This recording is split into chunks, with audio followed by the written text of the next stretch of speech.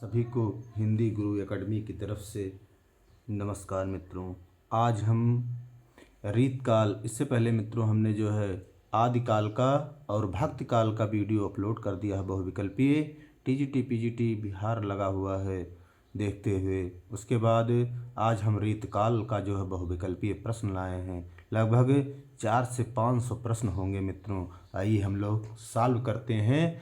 Video को subscribe करिए, share करिए मित्रों, क्योंकि इग्नोर मत कीजिए, क्वेश्चन जरूर यहाँ से फंसेंगे।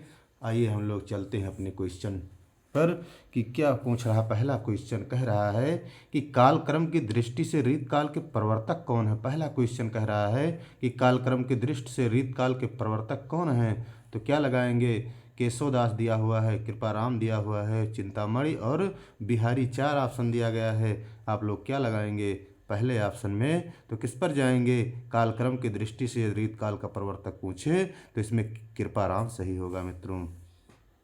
और यदि पूछे कि रीतकाल के प्रवर्तक कौन हैं तो आप जो है क्या लगाएंगे। केशवदास लगाइएगा, चिंतामणि शुक्ल के अनुसार होंगे मित्रों। फिर आते हैं रीतकाल की समय सीमा क्या है। सन 1643 ईस्वी से 1843 ईस्वी, सन 1700 ईस्वी से 1900 ईस्वी, सन 1600 ईस्वी से 1900 ईस्वी, फिर दिया है 1650 ईस्वी से 1857 ईस्वी। दूसरे में आप लोग उत्तर दीजिए, क्या लगाएंगे। सन 1643 ईस्वी से 1843 ईस्वी। इसी में संवत पूछे मित्रों तो आप लोग 57 बस इसी में जोड़ दीजिए, आपका संवत में आ जाएगा। फिर आइए क्वेश्चन नंबर 3 पर, डॉक्टर नगेंद्र ने रीतकाल का प्रवर्तक किसे माना है। तो डॉक्टर नगेंद्र ने जो है रीतकाल का प्रवर्तक केशवदास को माना है। चिंतामणि को आचार्य रामचंद्र शुक्ल जी ने प्रवर्तक माना है रीतकाल का। उसके बाद आते हैं चौथे क्वेश्चन पर, कह रहा है कि आचार्य विश्वनाथ प्रसाद मिश्र ने रीतकाल को किस नाम से पुकारा है। विश्वनाथ प्रसाद मिश्र ने रीतकाल को किस नाम से पुकारा है। चारों ऑप्शन में आप लोग उत्तर दीजिए। उसके बाद क्या सही होगा। चारों ऑप्शन में श्रृंगार काल कहा है मित्रों, दूसरा सही होगा चौथे में। फिर आते हैं पांचवें क्वेश्चन पर। देखिए पांचवा क्वेश्चन क्या कह रहा है कि रीतकाल की अविरल परंपरा किस कवि से आरंभ होती है। चारों ऑप्शन देखिए, केशवदास दिया हुआ, बिहारी, चिंतामणि और घनानंद। चारों ऑप्शन में आप लोग बताइए कि रीतकाल की जो अविरल परंपरा थी किस कवि से आरंभ होती है। तो क्या लगाएंगे पांचवें में, आप लोग उत्तर बताइए। तो पांचवें में क्या सही है, चिंतामणि सही होगा, शुक्ल जी कहते हैं। उसके बाद छठवें पर आइए, जसवंत सिंह के भाषा भूषण पर किन ग्रंथों का प्रभाव है। चारों ऑप्शन आप लोग पढ़िए और उत्तर दीजिए कि जो है किन ग्रंथों का प्रभाव है जसवंत सिंह के भाषा भूषण पर। आप लोग बताइए इसमें से क्या सही होगा। काव्यालंकार दिया हुआ, वृत्त रत्नाकर और शिवराज भूषण दिया हुआ है, कुवलयानंद, चंद्रालोक और काव्य प्रकाश दिया हुआ है। इनमें से सभी दिया हुआ है। तो छठवें में आप लोग कुवलयानंद और चंद्रालोक और काव्य प्रकाश, इन्हीं छठवें में हम लोग गा इसमें सही होगा। छठवें में तीसरा ऑप्शन यानी गा सही है। फिर सातवें में है, रीत शब्द का सामान्य अर्थ क्या होता है। नाम विशेष, पद्धति विशेष, सिद्धांत विशेष और काव्य रूप। तो क्या होगा जो है रीत शब्द का सामान्य अर्थ, पद्धति विशेष होगा मित्रों। खा सही है, सातवें में दूसरा सही है। फिर देखिए नीचे दिया हुआ है कि आचार्य शुक्ल ने रीतकाल का प्रवर्तक किसे स्वीकार किया है। आचार्य शुक्ल ने रीतकाल का प्रवर्तक चिंतामणि को स्वीकार किया है, इसमें सही होगा चौथा ऑप्शन आठवें में। क्वेश्चन नंबर 9 है कि रामचंद्र शुक्ल ने रीतकाल का समय क्या निर्धारित किया है। का ऑप्शन है संवत 1700 से संवत 1900 ईस्वी, संवत 1375 से संवत 1700 ईस्वी, संवत 1750 से संवत 1900 ईस्वी और संवत 1650 से संवत 1950 ईस्वी। 9 क्वेश्चन में आपका जो है सही होगा संवत 1700 से संवत 1900 ईस्वी रीतकाल का प्रवर्तक जो है शुक्ल ने निर्धारित किया है। फिर 10वें क्वेश्चन पर आते हैं कि बाबू श्याम सुंदर दास ने रीतकाल के लिए क्या नाम दिया है। रीत काव्य, रीतयुग, अलंकार काल और रीतकाल। तो इसमें 10वें में क्या सही होगा। बाबू श्याम सुंदर दास ने रीतकाल के लिए रीतयुग नाम दिया है, खा सही है। फिर आते हैं 11 नंबर क्वेश्चन पर। आचार्य हजारी प्रसाद द्विवेदी ने रीतकाल का समय निर्धारित किया है। 11 नंबर क्वेश्चन पर तो हजारी प्रसाद द्विवेदी ने रीतकाल का जो समय निर्धारित किया हो संवत 1700 ईस्वी से 1900 ईस्वी निर्धारित किया है मित्रों। गा सही होगा 11 नंबर में। फिर 12 नंबर क्वेश्चन पर हम लोग आते हैं। कह रहा है रीतकाल के लिए अपकर्ष काल, ये इंपॉर्टेंट प्रश्न है, अपकर्ष काल नाम किस इतिहासकार ने प्रयोग किया था? तो अपकर्ष काल जो है गणपत चंद्र गुप्त ने किया था। पहला ऑप्शन सही है 12 नंबर में। 13 पर आते हैं। रीतकाल को अलंकृत काल किसने कहा था? तो रीतकाल को अलंकृत काल मिस्र बंधुओं ने कहा था। फिर आइए 14 नंबर में। गियर्सन ने अपने इतिहास ग्रंथ के 7वें अध्याय को क्या नाम दिया है? तो गियर्सन ने पूछ रहा है, चारों ऑप्शन में आप लोग देखिए और उत्तर दीजिए कि गियर्सन ने गियर्सन ने अपने इतिहास ग्रंथ के 7वें अध्याय में क्या नाम दिया है? तो 14 नंबर पर आप लोग जाइए, रीतकाव्य नाम दिया है। फिर आइए 15 नंबर क्वेश्चन पर। 15 नंबर क्वेश्चन पर हम लोग आते हैं। क्या कह रहा है? रीतकाल को कलाकाल किसने कहा है? चारों ऑप्शन देखिए, नगेंद्र, रामकुमार वर्मा, रमाशंकर शुक्ल रसाल और आचार्य शुक्ल ने। तो कलाकाल किसने कहा है? रमाशंकर शुक्ल। प्रश्न आ चुका है। फिर आइए, कौन सा काव्य राग दरबारी काव्य कहलाता है? इन चारों में आप लोग बताइए कि कौन सा काव्य है जो दरबारी काव्य कहलाता है? क्या सही होगा? 16 नंबर में आपका घा सही होगा, रीत काव्य होगा मित्रों। क्या सही होगा? दरबारी काव्य रीत काव्य को कहा गया है। उसके बाद हम लोग 17 नंबर क्वेश्चन पर देखिए कि निम्न में रीतकाल की सर्वाधिक प्रधान प्रवृत्ति क्या थी? तो रीतकाल की सर्वाधिक प्रधान प्रवृत्ति चारों ऑप्शन में आप लोग बताइए, श्रृंगारिकता थी। जो प्रधान प्रवृत्ति थी वो रीतकाल की क्या थी? श्रृंगारिकता था। फिर आई 18 पर। जिन कवियों ने शास्त्रीय ढंग पर लक्षण तथा उदाहरण प्रस्तुत कर अपने ग्रंथों की रचना की है वह कहलाते हैं मित्रों। क्या कहलाएंगे? 18 नंबर क्वेश्चन पर रीतबद्ध, रीत सिद्ध, रीत मुक्त और कोई नहीं दिया हुआ है। 4 ऑप्शन दिया गया है।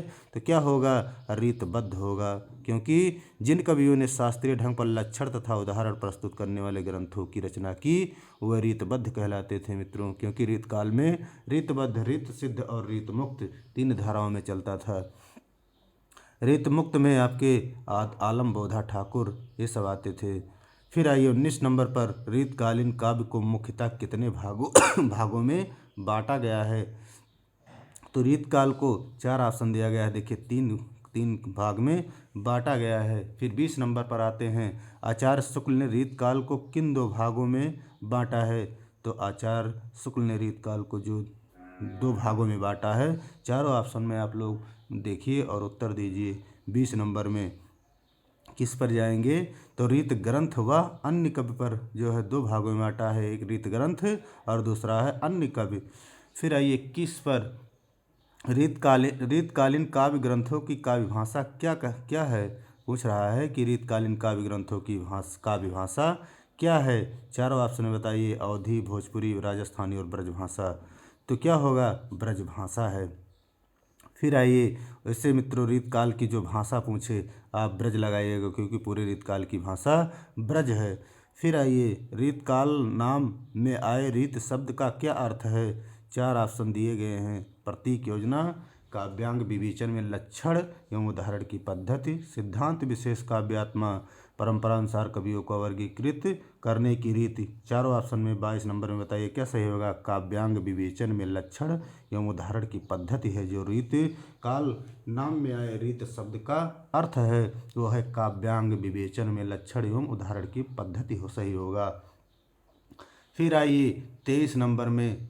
23 नंबर क्या कह रहा है कि हिंदी का कौन सा बड़ा आलोचक रीतकालीन कवियों आचार्यों को कवि ही मानता है, आचार्य नहीं? 4 ऑप्शन दिए गए हैं। इसमें क्या सही होगा 23 नंबर में? तो आप किस पर जाएंगे? आचार्य रामचंद्र शुक्ल पर जाएंगे। फिर आइए 24 नंबर पर क्या कह रहा है कि लक्षण ग्रंथ का अर्थ क्या होता है? अभी बताया गया है, लक्षण ग्रंथ का अर्थ काव्यांग निरूपण ग्रंथ होता है। घा सही होगा। फिर आइए 25 नंबर पर कह रहा है कि रीतकाल में किस तरह के ग्रंथों का आधार भानुदत्त, यहाँ दिया गया है मित्रों, भानुदत्त की दिया गया है कि कृत रसमंजरी रही है। तो क्या सही होगा इसमें 25 नंबर में? तो आपका किस पर जाएंगे? श्रृंगार रस एवं नायक नायिका भेद है मित्रों। पूछा गया प्रश्न है कि रीतकाल में किस तरह के ग्रंथों का आधार भानुदत्त की कृत रसमंजरी रही है? तो सही होगा श्रृंगार रस एवं नायक नायिका भेद सही होगा। 26 पर आइए। 26 नंबर क्वेश्चन पर कह रहा है कि रीत काव्य के प्रणेताओं को डॉक्टर नगेंद्र किस प्रकार के आचार्य मानते हैं? तो डॉक्टर नगेंद्र के अनुसार किस प्रकार के आचार्य मानते हैं रीत काव्य के प्रणेताओं को? तो 26 में आप लोग बताइए, चारों ऑप्शन में कवि शिक्षक आचार्य होगा, का सही होगा, कवि शिक्षक आचार्य सही होगा। फिर ये 27 पर प्रश्न है कि रीतकाल के प्रारंभिक श्रेष्ठ कवि बिहारी हैं तो पद्माकर अंतिम श्रेष्ठ कवि हैं। वास्तव में ये दोनों रीतकाल के दो छोर हैं, किस आलोचक ने कहा है? तो यहाँ 27 नंबर में आप लोग बताइए, चारों ऑप्शन में क्या सही होगा? विश्वनाथ प्रसाद त्रिपाठी ने कहा है। क्या कहा है? विश्वनाथ प्रसाद त्रिपाठी ने कहा है। उसके बाद जो है 28 पर आइए। रीतकाल की कौन सी काव्यधारा फारसी साहित्य यानी सूफी साहित्य से प्रभावित है? फारसी साहित्य ब्रैकेट में दिया गया है, सूफी साहित्य से प्रभावित है। 28 नंबर में आप लोग चारों ऑप्शन में बताइए क्या सही होगा? तो रीत मुक्त जो काव्यधारा थी वो क्या थी? फारसी साहित्य यानी सूफी साहित्य से प्रभावित थी। फिर आइए 29 नंबर क्वेश्चन पर। 29 कह रहा है कि रीतकाल को किस विषय का स्वर्ण युग कहा गया है? क्या कह रहा है कि रीतकाल को किस विषय का स्वर्ण युग पूछ रहा है, कहा जाता है? तो आप लोग चारों ऑप्शन में बताइए, इनमें जो है चार ऑप्शन 29 नंबर में क्या कहा जाता है? स्वर्ण युग किस रीतकाल को किस विषय को कहा जाता है?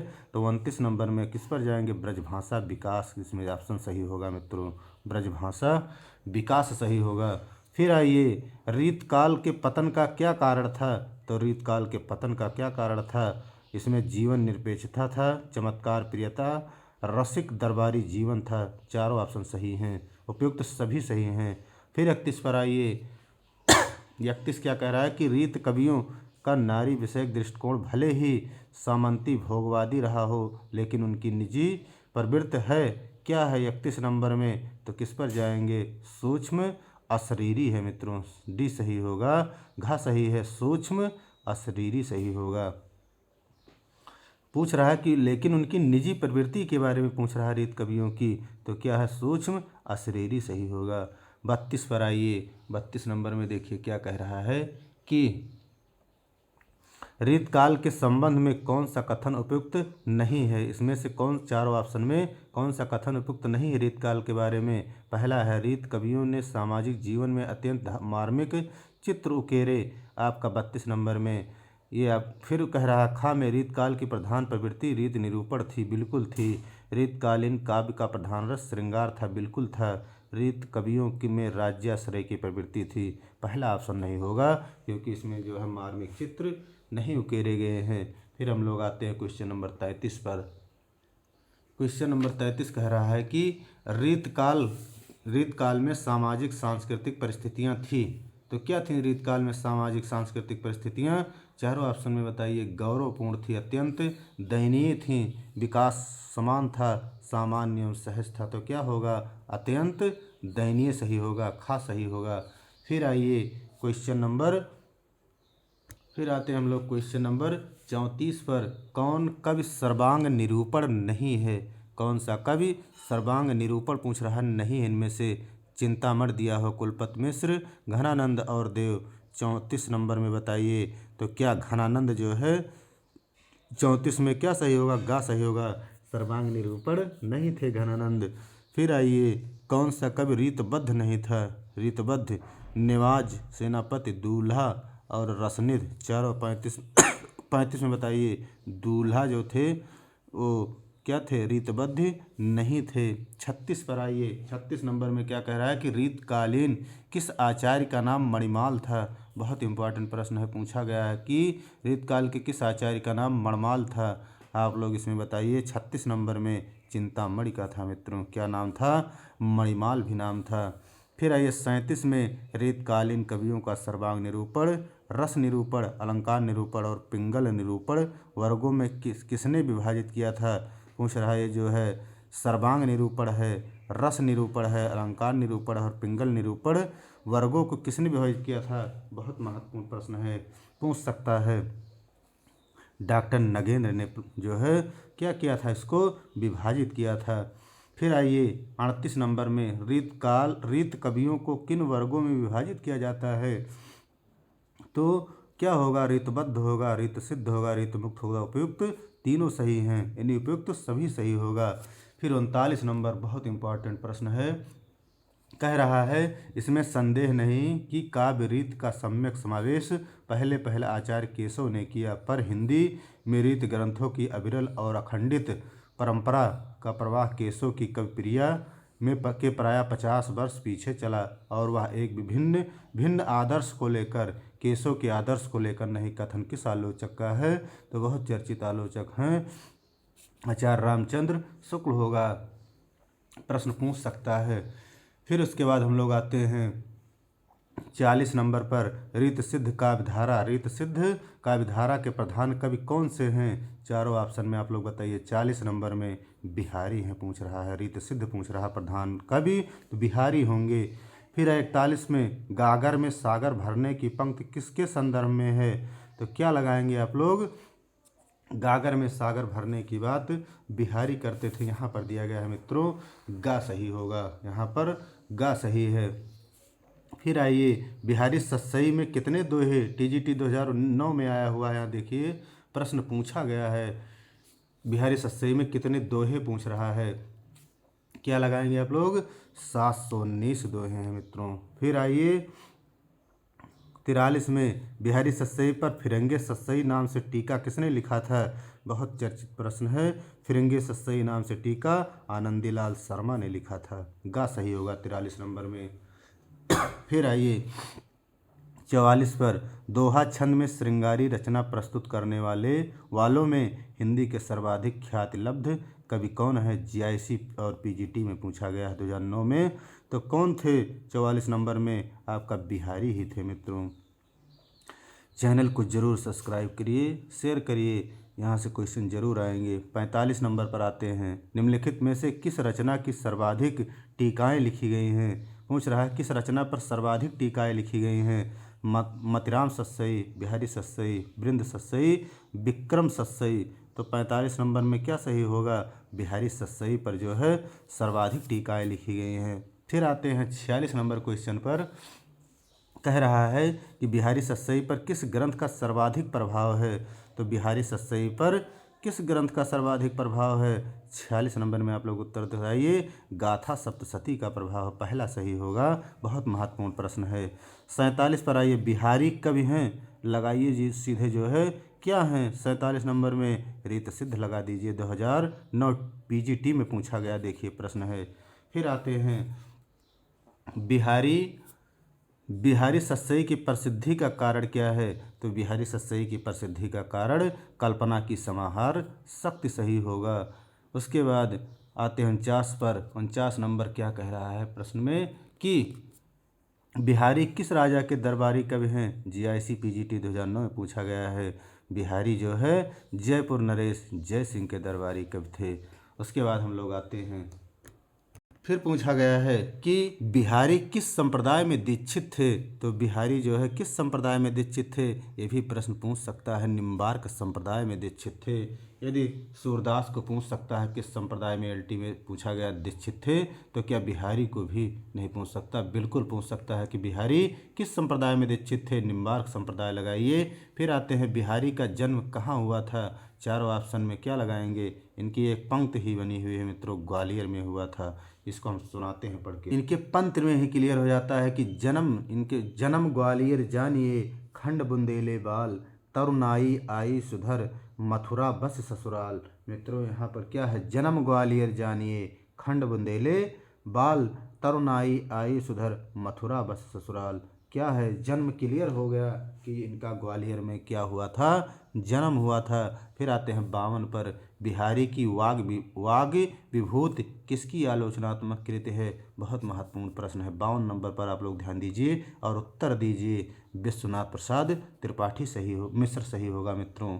फिर आते हैं 53 पर सतसैया के दोहरे जे नावक के तीर, देखन में छोटे लगे घाव करे गंभीर। यह प्रशंसात्मक उक्ति किस कवि की ओर से संकेत करती है? 53 नंबर में चारों ऑप्शन में आप लोग उत्तर दीजिए। क्या सही होगा? उत्तर दे चुके होंगे, इसमें बिहारी लाल सही होगा। फिर आते हैं बिहारी का जन्म हुआ है, सन पूछ रहा है मित्रों। नेट तक इसमें जो है सन पूछा गया है, 1595 सही होगा। फिर आते हैं श्रृंगार सप्तशती नाम से बिहारी के दोहों का संस्कृत भाषा में अनुवाद किसने किया था? 55 नंबर में आप लोग उत्तर दीजिए। इसमें दिया हुआ परशुराम, हरिदत्त शर्मा, कपिल देव और पंडित परमानंद। तो 55 में क्या सही होगा? पंडित परमानंद सही होगा। फिर आते हैं 56 नंबर क्वेश्चन पर। कह रहा है श्रृंगार रस के ग्रंथों में जितनी ख्याति और जितना मान बिहारी सतसई का हुआ, उतना और किसी का नहीं। इसका एक एक दोहा हिंदी साहित्य का एक एक रत्न माना जाता है। कथन किसका है? बहुत महत्वपूर्ण प्रश्न है, इम्पॉर्टेंट प्रश्न है। तो आप लोग 56 नंबर पर चारों ऑप्शन देखिए और उत्तर दीजिए। सीधे जाइए चर्चित आलोचक आचार्य रामचंद्र शुक्ल पर।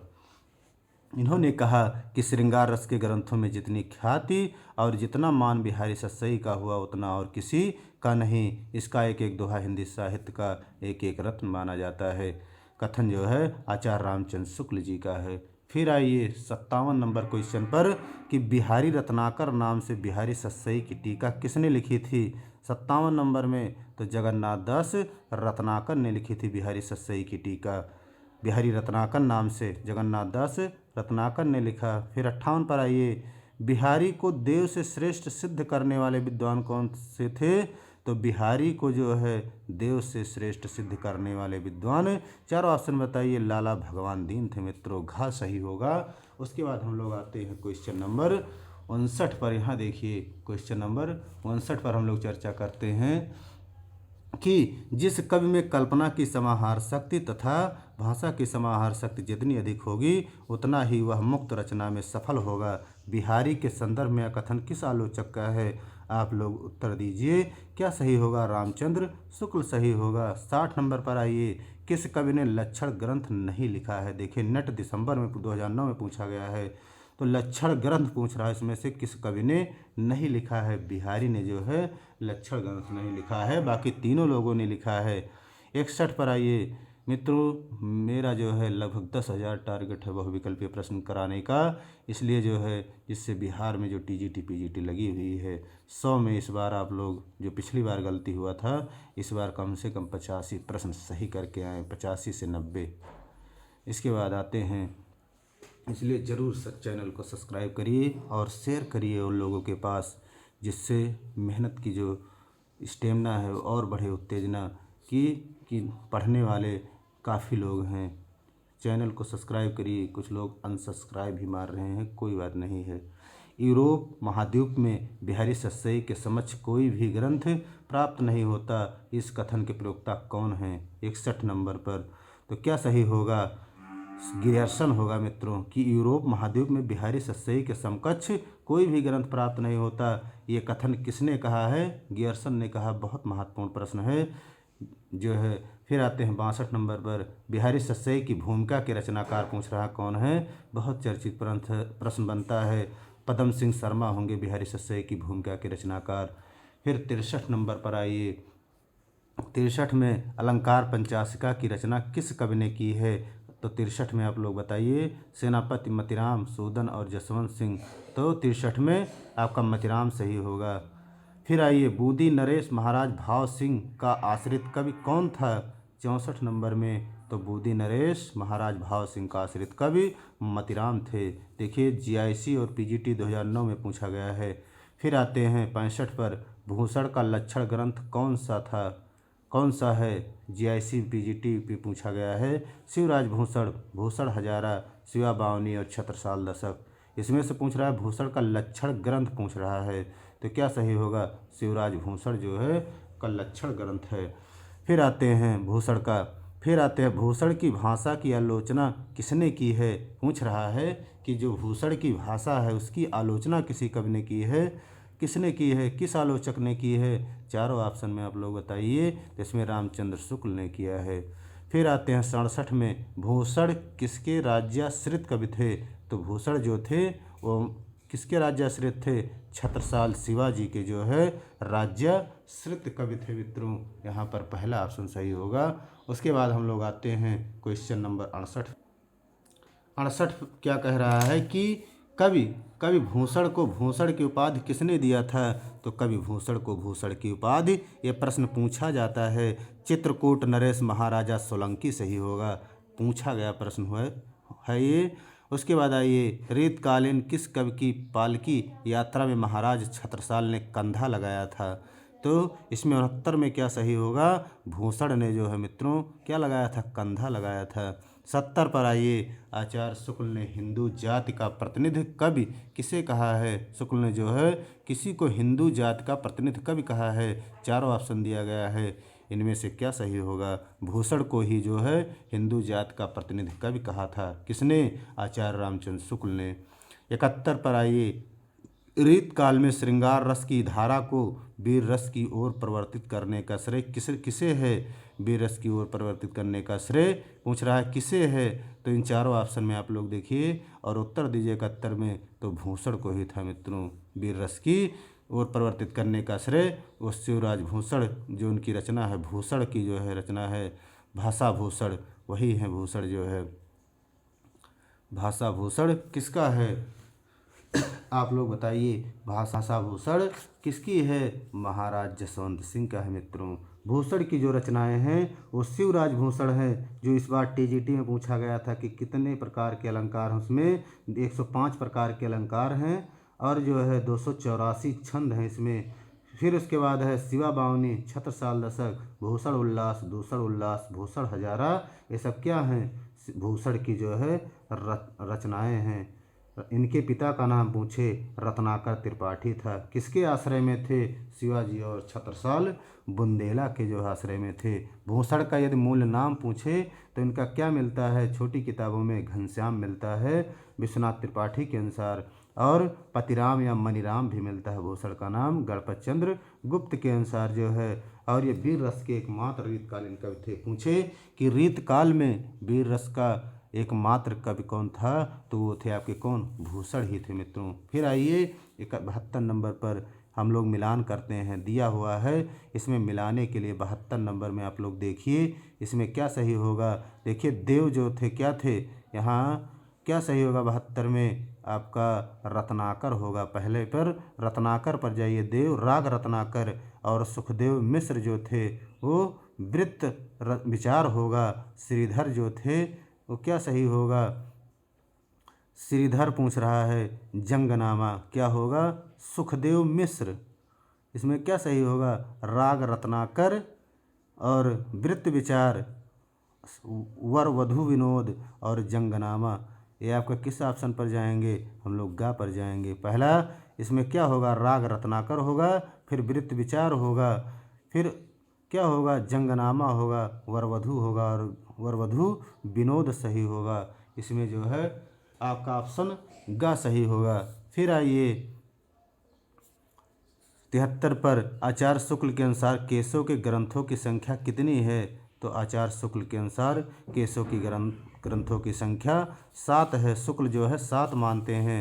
फिर आइए, रामचंद्रिका की रचना का वर्ष क्या है? बहुत इंपॉर्टेंट प्रश्न है, क्योंकि रामचंद्रिका क्या है? रचना का वर्ष पूछ रहा है। 1601 सही होगा, 1601 ईस्वी सही होगा। फिर आइए क्वेश्चन नंबर 75 पर कह रहा है कि छंदों का वैविध्य केशव की किस रचना में मिला है? तो छंदों का जो वैविध्य था वो आपके क्या थे? रामचंद्रिका ही था। कितने प्रकार के छंदों का उल्लेख है? कितने प्रकार के छंदों का उल्लेख पूछे रामचंद्रिका में, तो क्या लगाएंगे? 125 प्रकार के छंदों का उल्लेख है। कितने प्रकाश हैं रामचंद्रिका में? 39 प्रकाश हैं। केशव की यदि रचनाएं पूछे तो क्या लगाएंगे? कवि प्रिया, रसिक प्रिया, रामचंद्रिका, उसके बाद है वीर सिंह देवचरित, रतन बावनी, जहांगीर जस चंद्रिका और विज्ञान गीता। ये जो हैं क्या है? केशवदास की प्रमुख रचनाएं हैं। इनकी अन्य रचनाएं जो हैं वो नक्सिक हैं और छंदमाला भी हैं। उसके बाद क्वेश्चन नंबर 76 पर हम लोग आते हैं। 76 नंबर पर इसमें कह रहा है केशवदास का जन्म कब हुआ था? तो केशवदास का जन्म पूछ रहा है। 76 नंबर में आप लोग क्या लगाएंगे? 76 में केशवदास का जन्म 1555 सही होगा। ऑप्शन ये सही है। उसके बाद हम लोग आते हैं 77 पर। केशव द्वारा जहांगीर की प्रशंसा में लिखा गया ग्रंथ कौन सा है? तो जहांगीर की जो प्रशंसा में लिखा गया ग्रंथ था वो आपका क्या था? इसमें जहांगीर जस चंद्रिका था। उसके बाद 78 है। केशव ने किस ग्रंथ की रचना एक रात में की थी? तो केशव ने जो एक रात में की गई रचना थी उनके द्वारा, वो आपका रामचंद्रिका ही था। फिर आइए 79 पर। हिंदी साहित्य का प्रथम काव्य शास्त्रीय ग्रंथ माना जाता है। तो हिंदी साहित्य का प्रथम काव्य शास्त्रीय ग्रंथ वो कौन सी थी? कविप्रिया ही थी। केशवदास की जो कविप्रिया है वो हिंदी साहित्य का प्रथम काव्य शास्त्रीय ग्रंथ माना जाता है। हिंदी साहित्य का प्रथम काव्य शास्त्रीय ग्रंथ पूछे तो केशवदास की क्या है? कविप्रिया ही होगा। इसमें कविप्रिया सही है। बहुत ही इम्पोर्टेंट प्रश्न है। कविप्रिया ये क्या है? इसमें 16 प्रकाश है मित्रों, और ये अलंकार संबंधी ग्रंथ है। कविप्रिया पूछे कैसा ग्रंथ है? अलंकार संबंधी ग्रंथ है। और जो है इसकी एक विशेषता है कि इंद्रजीत सिंह की गणिका राय प्रवीण को शिक्षा देने के लिए हुआ था। क्या? कविप्रिया की रचना केशव ने के आचार्यत्व एवं कवित्व की पूर्ण अभिव्यक्ति इसी ग्रंथ में मिलती है। पूछे कि केशवदास को आचार्यत्व एवं कवित्व की प्रवृत्ति किस ग्रंथ में मिली है? तो आपका कविप्रिया सही होगा। फिर 80 पर आते हैं। आचार्य शुक्ल ने उक्त वैचित्र और शब्द कीड़ा का प्रेमी किस कवि को कहा है? तो इसमें क्या सही होगा? बहुत इंपॉर्टेंट प्रश्न है। शुक्ल का जितने भी प्रश्न मिलें उसको आप लोग इग्नोर मत कीजिएगा मित्रों, क्योंकि बिहार टीजीटी पीजीटी जो जूनियर लगा हुआ है वहाँ जितने भी प्रश्न यूपी में आए हुए हैं या जो इम्पोर्टेंट प्रश्न हैं वही प्रश्न वहाँ भी पूछे जा रहे हैं। उत्तर प्रदेश के जितने स्टूडेंट हैं यहाँ सॉल्व करेंगे तो वहाँ एकदम आसान हो जाएगा प्रश्न, क्योंकि वहाँ का स्तर और यहाँ में बहुत अंतर होता है मित्रों। इसलिए जितने भी प्रश्न आए हुए हैं उसके आप लोग जरूर देखिए। पीपर पास सरिस मंडोला वहाँ भी देखिए रिपीट किया है। यहाँ टेट से लेकर के पुलिस तक में रिपीट कर दिया है। इसलिए आप लोग इसको रिपीट प्रश्न को खूब अभ्यास करिए, और जो 10 से 20-25 दिन बचे हुए हैं इसमें आप लोग केवल प्रैक्टिस करिए, नहीं गलत करके ज़रूर आएंगे।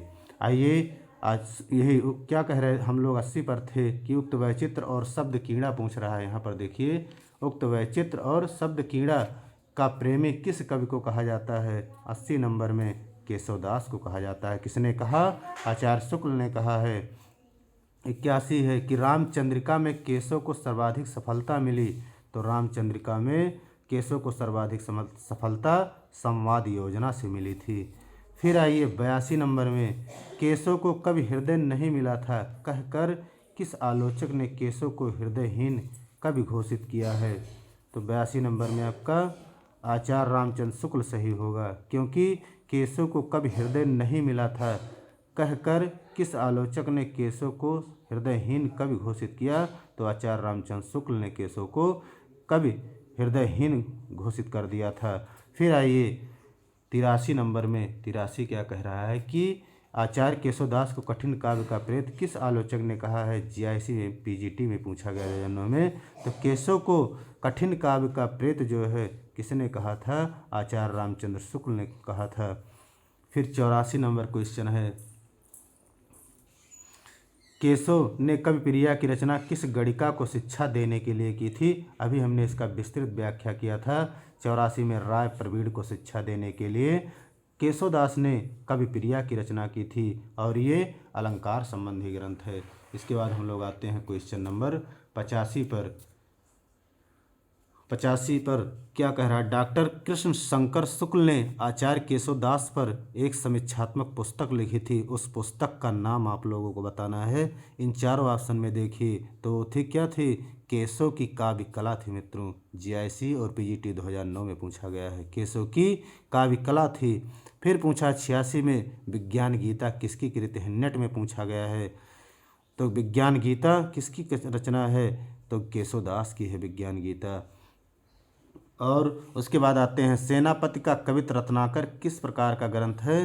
4 ऑप्शन दिए गए हैं, आप लोग चारों ऑप्शन देखिए और उत्तर दीजिए। सेनापति का जो कवित रत्नाकर है वो भक्ति संबंधी ग्रंथ है मित्रों। क्या है? भक्ति संबंधी है। फिर आइए मतिराम की कृत वृत्त कौमुदी का वर्ण विषय क्या है। 4 ऑप्शन दिए गए हैं, 88 नंबर में आप लोग चारों ऑप्शन देखिए और उत्तर दीजिए। इसमें वृत्त कौमुदी का वर्ण विषय छंद था, आपका पहला सही होगा। 89 पर आइए रामचंद्र भूषण के लेखक कौन थे। रामचंद्र भूषण के लेखक, इंपॉर्टेंट प्रश्न 89 नंबर, आप लोग उत्तर दीजिए। रामचंद्र भूषण जो थे के लेखक गोप थे मित्रों, पूछा गया प्रश्न है। फिर 90 पर आइए आचार्य रामचंद्र शुक्ल ने केशव को किस काल के अंतर्गत स्थान दिया था। तो केशव ने जो है पूछ रहा है कि केशव को आचार्य शुक्ल जी ने किस काल के अंतर्गत स्थान दिया था। रीतकाल, भक्तिकाल, आदिकाल और किसी में नहीं। बहुत इंपॉर्टेंट प्रश्न है, क्या लगाएंगे? भक्तिकाल लगाइएगा। यदि शुक्ल के अनुसार पूछे तो केशवदास को जो है भक्तिकाल में रखा गया है शुक्ल के अनुसार, लेकिन वैसे पूछे तो ये जो है रीतकाल के कवि हैं केशव। फिर 91 पर हम लोग आते हैं। 91 क्या कह रहा है? बहुत इंपॉर्टेंट ये प्रश्न है, 90 नंबर। फिर आइए बिहारी और देव की श्रेष्ठता के संबंध में विवाद और जन्म देने वाले आलोचक कौन थे। बिहारी और देव की श्रेष्ठता के संबंध में विवाद का जन्म देने वाले आलोचक कौन थे। चारों ऑप्शन दिया गया है, इसमें से आप लोग उत्तर दे ही चुके होंगे। आपका मिश्र बंधु है मित्रों। विवाद का विषय खड़ा किया था देव बड़े की बिहारी। देव का पूरा नाम है, तो देव का 92 नंबर में क्या सही होगा। देव का पूरा नाम देवदत्त था। फिर पूछे देव किस वर्ग के कवि हैं। रीत सिद्ध, रीतबद्ध, रीतमुक्त और वीर कवि। तो 93 नंबर में क्या सही होगा। रीतबद्ध कवि थे। देव किस वर्ग के कवि थे। रीतबद्ध कवि थे। फिर आइए फिर हम लोग आते हैं 94 पर। देव का प्रथम ग्रंथ है जाति विलास, भाव विलास, देव माया प्रपंच, रस विलास। तो इस ऑप्शन में क्या सही होगा। देव का प्रथम ग्रंथ भाव विलास सही होगा, खा सही होगा। उसके बाद हम लोग आते हैं क्वेश्चन नंबर 95 पे। क्या कह रहा है? कह रहा है कवि देव का जन्म किस प्रांत में हुआ था। 4 ऑप्शन दिया गया है, उत्तर प्रदेश, इटावा, बिहार, मध्य प्रदेश और दिल्ली। 95 नंबर में आप लोग बताइए। उत्तर प्रदेश के इटावा में हुआ था देव का जन्म। 96 पर आइए रीतकाल के किस कवि ने सर्वाधिक 72 ग्रंथ लिखे थे। 96 क्वेश्चन पर क्या कह रहा है। देव होगा इसमें सही मित्रों। 72 ग्रंथ जो लिखे थे वो देव थे सर्वाधिक। देव किस दृष्टि से अधिक सफल रहे। 4 ऑप्शन दिया गया है, आचार्य, कवि, टीकाकार, इनमें से कोई नहीं। तो आप जो है क्या लगाएंगे। देव कवि की दृष्टि से अधिक सफल रहे। फिर 98 पे हम लोग आते हैं। आचार्य देव कवि द्वारा रचित देवचरित किस प्रकार का ग्रंथ है। तो 4 ऑप्शन दिया गया है, प्रबंध काव्य, खंड काव्य, चंपू काव्य और रीत ग्रंथ। 98 में क्या लगाएंगे। प्रबंध काव्य लगाइएगा। पूछ रहा है कि कवि रचित देवचरित किस प्रकार का ग्रंथ है। तो प्रबंध काव्य है देव का। फिर पूछे सुजान विनोद के रचनाकार हैं। सुजान विनोद के रचनाकार हैं, पीजीटी 2011 में पूछा गया है। तो सुजान विनोद के रचनाकार देव सही होगा। फिर पूछे चिंतामणि द्वारा रचित प्रबंध काव्य कौन सा है। देखिए पीजीटी में पूछा गया है, इसलिए जरूर जानिए कि कौन प्रबंध काव्य है, कौन मुक्तक काव्य है, कौन खंड काव्य है मित्रों। तो चिंतामणि द्वारा रचित प्रबंध काव्य पूछा है, इसमें से कृष्णचरित्र, काव्य प्रकाश, श्रृंगार मंजरी और रस विलास। 100 नंबर में क्या सही होगा। कृष्णचरित्र सही होगा। क्या सही होगा। कृष्णचरित्र सही होगा। 100 पर आइए चिंतामणि का सर्वाधिक प्रसिद्ध ग्रंथ कौन सा है। 101 में तो कविकुल कल्पतरु ये सही होगा। इनका चिंतामणि का सर्वाधिक प्रसिद्ध ग्रंथ है कविकुल कल्पतरु। क्या सही होगा। गा सही होगा। फिर आइए चिंतामणि त्रिपाठी के आश्रयदाता कौन पूछ रहा थे। तो चिंतामणि त्रिपाठी के आश्रयदाता शाहजी भोसले, दारा सिकोह, शाहजहां उपयुक्त तीनों लोग थे। फिर आइए चिंतामणि का भाई कौन नहीं है। तो चिंतामणि के भाई भूषण, मतिराम, जटाशंकर, रत्नाकर। 4 ऑप्शन दिया गया है, तो रत्नाकर नहीं थे। ये प्रश्न बहुत इंपॉर्टेंट प्रश्न है। प्रश्न बन सकता है कि चिंतामणि के भाई कौन थे। 4 भाई थे, स्वयं चिंतामणि, भूषण, मतिराम और जटाशंकर। चिंतामणि, भूषण, मतिराम, जटाशंकर चारों भाई थे। वही पूछ लिया कि कौन नहीं थे। तो रत्नाकर नहीं थे इनके भाई। 104 पर हम लोग आते हैं मित्रों। किस पर आते हैं। 104 नंबर क्वेश्चन पर। क्या कह रहा है कि कौन सा आचार रसवादी है, पूछा है। 4 ऑप्शन आप लोग देखिए, तो इसमें बताइए कौन सा कवि रसवादी पूछा है। चिंतामणि जो थे रसवादी आचार्य थे। फिर आइए चिंतामणि आते हैं, पूछा है कि चिंतामणि किस में आते हैं। 4 ऑप्शन दिया गया है। सर्वांग निरूपण की श्रेणी में, विशिष्टांग निरूपण की श्रेणी में, छंदो निरूपक श्रेणी में, कि रस निरूपक की श्रेणी में। 4 ऑप्शन में आप लोग क्या लगाएंगे, सर्वांग निरूपण की श्रेणी में आते हैं। फिर हम लोग आते हैं क्वेश्चन नंबर 106 पर। चिंतामणि की श्रृंगार मंजरी ग्रंथ है, तो क्या है चिंतामणि की श्रृंगार मंजरी ग्रंथ। 4 ऑप्शन आप लोग देखिए, उत्तर दीजिए। विकल्प हम टिक उसके बाद करेंगे मित्रों, आप लोग उत्तर दीजिए मन में। नायक नायिका भेद होगा श्रृंगार मंजरी ग्रंथ। 106 का खा सही होगा। फिर आइए 7 पर, कुलपति मिश्र कहाँ के रहने वाले थे। देखिए 4 ऑप्शन दिया गया है, आप लोग उत्तर दीजिए। कुलपति मिश्र आगरा के रहने वाले थे। कुलपति मिश्र के आश्रयदाता कौन थे। 4 ऑप्शन दिया गया है। कुलपति मिश्र के आश्रयदाता जयपुर नरेश राम सिंह सही होगा। फिर 109 में, कुलपति मिश्र का काव्यांग विवेचन संबंधी ग्रंथ कौन सा है। 109 में तो रस रहस्य होगा सही मित्रों, दूसरा सही है इसमें। कुलपति मिश्र का काव्यांग विवेचन संबंधी ग्रंथ रस रहस्य सही होगा। फिर आइए, हिंदी साहित्य में ध्वनि का प्रथम विवेचन किया था, तो हिंदी साहित्य में जो ध्वनि का प्रथम विवेचन किया था, ये भी इंपॉर्टेंट प्रश्न है। वो आपके इन चारों ऑप्शन में कौन सही होगा, तो आपका क्या होगा, ध्वनि के कुलपति मिश्र सही होगा। फिर आते हैं, संस्कृत के प्रबोध चंद्रोदय नाटक के आधार पर देव ने कौन सा नाटक लिखा था। तो प्रबोध चंद्रोदय के आधार पर जो है पूछ रहा है, देव ने कौन सा नाटक लिखा था। 111 नंबर में क्या सही होगा, देव माया प्रपंच सही होगा। बहुत इंपॉर्टेंट प्रश्न है, जरूर देखिएगा वीडियो, पर फंस सकते हैं प्रश्न। देव ने भाव विलास की रचना किस वर्ष की थी। 112 में आप लोग उत्तर दीजिए। 1689 में की थी भाव विलास की रचना। फिर 113 पर आइए, कह रहा है कि देव किस ग्रंथ में दिन के 8 पहरों के बीच होने वाले एक नायक नायिका के विविध विलासों का वर्णन किया है। बहुत महत्वपूर्ण प्रश्न है, तो इसमें कौन सा सही होगा, जिसमें देव ने दिन के 8 पहरों के बीच होने वाले नायक नायिका के विविध विलासों का वर्णन किया था। आप लोग उत्तर दे चुके होंगे, अष्टयाम था मित्रों। क्या सही था, अष्टयाम सही होगा। 113 में घा सही है। फिर आइए, देव का संगीत विषय ग्रंथ कौन सा है, पूछ रहा है इसमें कौन सी रचना देव की है जो संगीत विषयक है। क्या लगाएंगे, राग रत्नाकर लगाइएगा। देव की संगीत विषयक ग्रंथ माना गया है। सोमनाथ गिने जाते हैं। फिर पूछा है, सर्व रस निरूपकों में, छंदो निरूपकों में, सर्वांग निरूपकों में, नायिका भेद निरूपकों में। क्या लगाएंगे 115 में, तो आपका क्या सही होगा, सर्वांग निरूपक में सही होगा। फिर आते हैं 116, देखिए यहाँ पर नीचे लिखा गया है मित्रों, कह रहा मतिराम का अलंकार निरूपण संबंधी ग्रंथ कौन सा है। तो मतिराम का अलंकार संबंधी निरूपण ग्रंथ, विकल्प यहाँ दिया गया है, इसको ध्यान दीजिए। क्या दिया गया है, छंदसार, अलंकार पंचाशिका, रसराज और सतसई। तो क्या सही होगा, 116 में हम लोग अलंकार पंचाशिका लगाएंगे, मतिराम का जो अलंकार संबंधी निरूपण ग्रंथ है। फिर आइए 117 पर, क्या कह रहा है इसमें कि ललित ललाम की रचना मतिराम ने किसके आश्रय में की है। बहुत महत्वपूर्ण प्रश्न है ये। तो भाव सिंह बूदी नरेश जो थे, भाव सिंह के दरबार में की थी मित्रों। किसके आश्रय में, बूदी नरेश भाव सिंह के आश्रय में किया था ललित ललाम की रचना मतिराम ने। फिर आइए, मतिराम के ग्रंथ वृत्त कौमुदी का दूसरा नाम क्या है। 4 ऑप्शन दिया गया है कि वृत्त कौमुदी का एक और नाम था। आप लोग उत्तर दीजिए, छंदसार संग्रह था मित्रों। वृत्त कौमुदी का दूसरा नाम छंदसार संग्रह था। फिर 119 पर, मतिराम ने किस कवि की सतसई के आधार पर अपनी सतसई की रचना की थी। तो मतिराम ने जो किस कवि की सतसई के आधार पर अपनी सतसई की रचना की थी, बहुत चर्चित हैं बिहारी के नाम पर, क्योंकि उनकी जो बिहारी सतसई रचना थी, उसी के आधार पर मतिराम ने भी जो है मतिराम सतसई की रचना की थी। फिर आते हैं, मतिराम ने फूल मंजरी की रचना की थी। तो मतिराम ने जो फूल मंजरी की रचना की थी, जहांगीर की आज्ञा से किया था। 120 में का सही होगा। 121 पर आते हैं, कह रहा है कि मतिराम सतसई की रचना किसकी आज्ञा से की गई थी। तो मतिराम सतसई की रचना भोगनाथ के आज्ञा पर की गई थी। किसकी आज्ञा पर, भोगनाथ की आज्ञा पर। आपका गा सही होगा।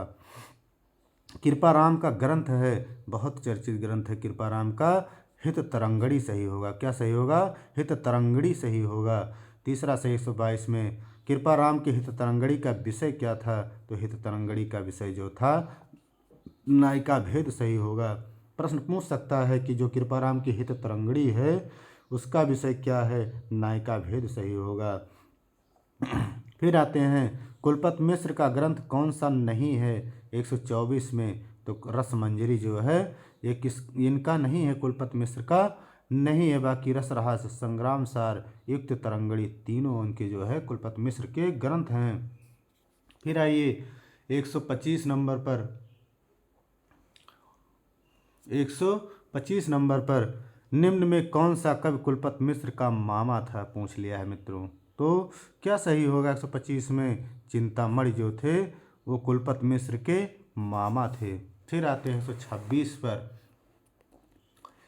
126 पर यदि पूछ सकता है कि जो है क्या पूछा गया था कि 4 भाई थे चिंतामणि, तो ये भी पूछ सकता है कि किसके मामा थे, प्रश्न बन सकता है। फिर आइए बिहारी और देव किस आलोचक की पुस्तक है? बिहारी और देव यदि पूछे तो किस आलोचक की पुस्तक है? लाला भगवान दीन सही होगा। चौथा ऑप्शन सही होगा। उसके बाद हम लोग आते हैं क्वेश्चन नंबर क्वेश्चन नंबर हम लोग देखते हैं मित्रों 127 पर लक्षण ग्रंथकारों की परंपरा का अंतिम प्रसिद्ध कवि कौन था? 127 में पद्माकर सही होगा। पद्माकर को कवि राज शिरोमणि की उपाधि किस राजा ने दी थी? तो कविराज शिरोमणि की उपाधि प्रताप सिंह ने दी थी। किस कवि पर बुंदेलखंडी भाषा का सर्वाधिक प्रभाव है? तो बुंदेलखंडी भाषा का प्रभाव पद्माकर पर सर्वाधिक था। पद्माकर विरचित रीत ग्रंथ कौन सा है? तो पद्माकर विरचित रीत ग्रंथ जगदिनोद है मित्रों। क्या होगा? जगदिनोद होगा। फिर आइए कौन सी रचना पद्माकर विरचित नहीं है? अब देखिए हिम्मत बहादुर बिरदावली, पद्माभरण, जगदिनोद और रस रहस्य। क्या सही होगा? 131 में रस रहस्य होगा। पद्माकर की विरचित नहीं है, रचना नहीं है। रीत कवि रघुनाथ बंदीजन किसके दरबार की शोभा बढ़ाते थे? रघुनाथ बंदीजन पूछ रहा है तो किसकी शोभा बढ़ाते थे? 132 में काशी नरेश की शोभा बढ़ाते थे। फिर आइए मतिराम की कौन सी रचना किसी के आश्रय में नहीं लिखी गई है? ऐसी कौन सी रचना है मतिराम की? आप लोग उत्तर बताइए कि जो किसी के आश्रय में नहीं लिखे थे। तो क्या था? रसराज था मित्रों। रसराज जो है मतिराम की ऐसी रचना है जो किसी के आश्रय में नहीं लिखे थे। रसराज का विषय क्या है? 4 ऑप्शन दिया गया 134 में। तो श्रृंगार रस और उसके आलंबन नायक नायिका सही होगा। पहला ऑप्शन सही होगा। उसके बाद हम पूछा गया है कि पद्माभरण की रचना पद्माकर ने की है। तो पद्माभरण की रचना पद्माकर ने की है। देखिए यहाँ पर सन पूछा गया है। तो क्या सही होगा? 135 में आपका 135 में 1810 सही होगा कि जो पद्माभरण की रचना है पद्माकर ने की, 1810 ईस्वी में की है। फिर हम लोग आते हैं कि पद्माकर ने जगद दिनोद की रचना किसके आश्रय एवं आज्ञा से की थी? तो किसके आश्रय एवं आज्ञा से की थी? तो महाराज जगत सिंह थे। सी सही होगा, सही होगा। फिर आइए नहीं पराग नहीं मधुर मधु नहीं विकास यही काल अली कली ही सौ विध्यो आगे कौन हवाल। इस दोहे की रचना किस उद्देश्य से की गई थी? तो ये क्या सही होगा? इसमें जो है 137 नंबर में क्या सही होगा? राजकार्य में पुनः संलग्न करने के लिए गा सही होगा, ना कि राजा जय सिंह रानी के प्रति प्रेम याद दिलाने के लिए गलत होगा। राजकार्य में पुनः संलग्न करने के लिए की गई थी। और फिर उसके बाद आते हैं 138 पर विवेचन की दृष्टि से 9 रसों का सफल निरूपण करने वाले आचार्यों में एक नाम लिया जा सकता है। किसका लिया जाएगा एक नाम? 9 रसों का सफल निरूपण करने वाले आचार्यों में 138 में क्या सही होगा? तो पद्माकर सही होगा। आपका चौथा ऑप्शन सही है। फिर 139 पर आइए रीतकाल के किस कवि ने भक्ति, श्रृंगार और वीर तीनों में बराबर अधिकार से लिखा है? तो रीतकाल आप लोग बताइए। पद्माकर ऐसे कवि हैं जिन्होंने श्रृंगार में भी, भक्ति में और वीर तीनों बराबर अधिकार में लिखा है। भिखारी दास किसके आश्रयाधीन थे? तो भिखारी दास जो थे हिंदूपति सिंह के आश्रयाधीन थे। बहुत इंपॉर्टेंट है। कविकुल कंठाभरण किस प्रकार का ग्रंथ है? तो 141 में कविकुल कंठाभरण अलंकार विवेचन ग्रंथ है। आपका 141 में ख सही होगा। फिर आइए, पूछ रहा है प्रताप शाह की रचना नहीं है। व्यंग्यार्थ कौमुदी, रस चंद्रिका, जय सिंह प्रकाश और रस विलास। तो क्या सही होगा? रस विलास जो है देव की रचना है। बाकी तीनों रचनाएं प्रताप शाह की रचना है। मित्रों, इस विकल्प को सॉल्व करने से आपके देखिए प्रताप शाह के 3 रचनाओं के बारे में क्या हुआ, जानकारी हुआ कि ये रचनाएं प्रताप शाही की रचनाएं हैं। फिर आइए 143 पर, रसलीन का वास्तविक नाम क्या था? तो रसलीन का जो वास्तविक नाम था वो सैयद गुलाम नबी रसलीन था। पूछ सकता है प्रश्न, इम्पॉर्टेंट प्रश्न है। फिर आइए 144 पर, सर्वांग निरूपण कौन सा कवि नहीं है? 144 नंबर पे तो बेनी परवीन जो थे सर्वांग निरूपक कवि नहीं थे। बाकी सोमनाथ ग्वाल और प्रताप शाही तीनों लोग थे। फिर उसके बाद हम लोग आते हैं श्रृंगार। पूछ रहा है कि श्रृंगार रस निरूपक रीत कवि माने जाते हैं 145 में। तो क्या लगाएंगे? आपका कृष्ण भट्ट देव ऋषि सही होगा। क्या सही होगा? कृष्ण भट्ट देव ऋषि सही होगा कि श्रृंगार रस निरूपक रीत कवि माने जाते हैं। बाकी तीनों ऑप्शन गलत हैं। 146 पर आइए, नायक नायिका भेद निरूपक रीत कवि माने जाते हैं 146 में कालिदास त्रिवेदी माने जाते हैं।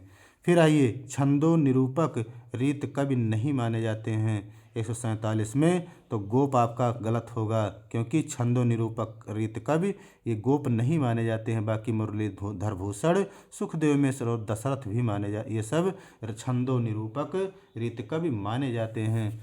फिर आते हैं 148 पर, भाषा भूषण के रचयिता कौन है? देखिए अभी पूछ लिया है, जसवंत सिंह थे। नेट में पूछा गया है, रीतकाल का अंतिम आचार्य कवि कौन था? तो रीतकाल का अंतिम आचार्य कवि भिखारी दास थे। 150 पर आइए, रीतकालीन कौन सा कवि कुंडलियाँ के लिए प्रसिद्ध है? बहुत इंपॉर्टेंट प्रश्न है कि रीतकाल में कौन सा ऐसा कवि था जो कुंडलियों के लिए प्रसिद्ध था? तो आपका क्या सही होगा? गिरधर कविराय थे जो कुंडलियों के लिए प्रसिद्ध थे। फिर पूछ रहा है 51 में, सुधानिधि किस कवि की रचना है? सुधानिधि जो है तोष की रचना है। फिर आइए, काव्यांग के रूप में ब्रजभाषा की विशेषता तुक का सर्वप्रथम विवेचन करने वाले आचार्य कौन थे? 152 में क्या सही होगा? भिखारी दास थे जो तुक का सर्वप्रथम विवेचन करने वाले आचार्य थे काव्यांग के रूप में। फिर आइए 153 पर, 153 में भिखारी दास की रचना का नाम क्या है? तो भिखारी दास की रचना का नाम 153 नंबर पर मित्रों 152 में जो है गा सही था। 153 में भिखारी दास की रचना का नाम क्या है पूछ रहा है, क्या लगाएंगे? तो आपका क्या सही होगा? काव्य निर्णय होगा। काव्य निर्णय भिखारी दास की रचना है। फिर आइए, रीतकाल में पूछ रहा है कि रीतकाल में बेनी नाम से कितने कवि हुए? तो बेनी नाम से जो है आपका क्या सही होगा? 3 कवि हुए। फिर आते हैं 155 पर, शकुंतला नाटक के रचनाकार कौन हैं? तो शकुंतला नाटक के रचनाकार क्या लगाएंगे आप लोग? यहाँ पर दिया गया है नेवाज सही होगा। शकुंतला नाटक के रचनाकार नेवाज थे मित्रों। इसके बाद हम लोग आते हैं, जसवंत सिंह द्वारा रचित नाटक कौन सा है? तो बहुत चर्चित है जसवंत सिंह द्वारा रचित नाटक प्रबोध चंद्रोदय नाटक होगा सही। फिर आते हैं, निम्नलिखित में से कौन सी रचना गोप की नहीं है? तो इसमें क्या सही होगा? 157 में गोप की रचना जो है कविकुल कल्पद्रुम ये गोप की नहीं है। बाकी रामालंकार, रामचंद्र भूषण और रामचंद्राभरण तीनों रचनाएं गोप की हैं, लेकिन कविकुल कल्पद्रुम ये नहीं है। 158 पर आइए, पूछ रहा है कि रसिक विनोद किसका ग्रंथ है? 158 में तो रसिक विनोद चंद्रशेखर वाजपेयी का ग्रंथ है। रसभूषण किसका ग्रंथ माना जाता है? रसभूषण जो है याकूब खां का ग्रंथ माना जाता है। सुजान चरित प्रबंध काव्य के लेखक कौन हैं? तो सुजान चरित प्रबंध काव्य के लेखक 160 में सूदन है। ये भी जानिए, पूछ सकता है प्रश्न कि सुजान चरित प्रबंध काव्य है कि खंड काव्य है कि मुक्तक काव्य है मित्रों? तो सुजान चरित प्रबंध काव्य है। किसके लेखक का है? सूदन का सही होगा।